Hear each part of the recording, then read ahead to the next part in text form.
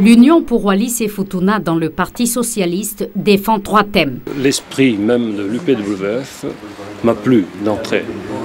Ça tourne autour de 3 thèmes.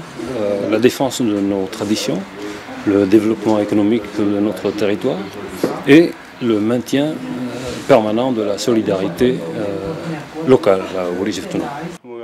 Pendant plus de 20 ans, Mikaele travaille pour le maintien de l'ordre public. Il prend sa retraite et rentre au Fénoua. Aujourd'hui, il se bat pour le développement du territoire. La voirie qui est entièrement à refaire.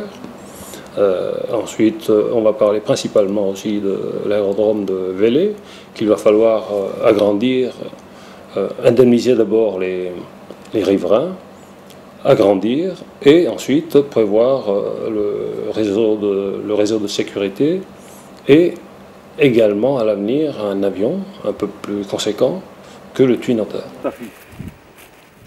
Un développement grâce à une formation des hommes et la relance du privé.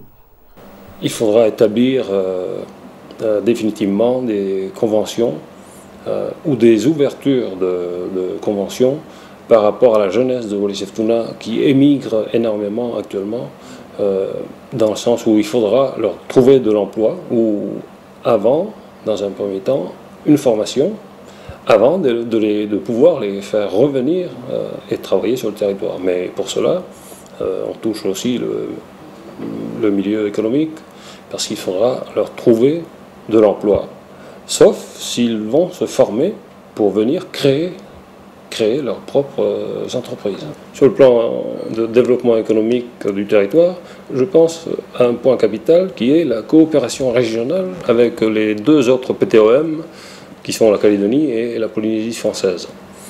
Également la défiscalisation, j'ai envie de relancer la défiscalisation et renégocier la relance de cet outil de travail auprès de l'État pour faciliter la création d'entreprises à Wallis et Futuna et relancer le mouvement économique local, surtout sur le plan financier.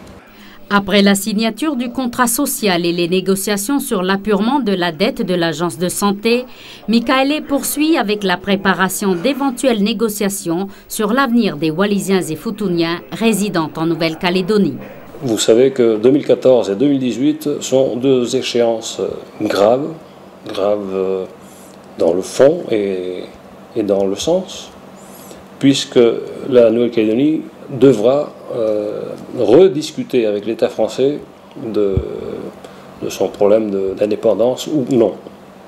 Maintenant, je m'inquiète du sort de la communauté wallisienne et futunienne quand il s'agira de parler d'indépendance en Nouvelle-Calédonie. Son grand-père paternel, le défunt monarque Thomas Sikuli Moetoke. Grand-père maternel, Moïse Kavakava, il fut chef de village de Falaleu. Tous 2 ont servi la coutume et leur peuple jusqu'à la fin. Mikaele veut suivre le même chemin, mais dans la politique. Il espère bénéficier de leur bénédiction pour y arriver.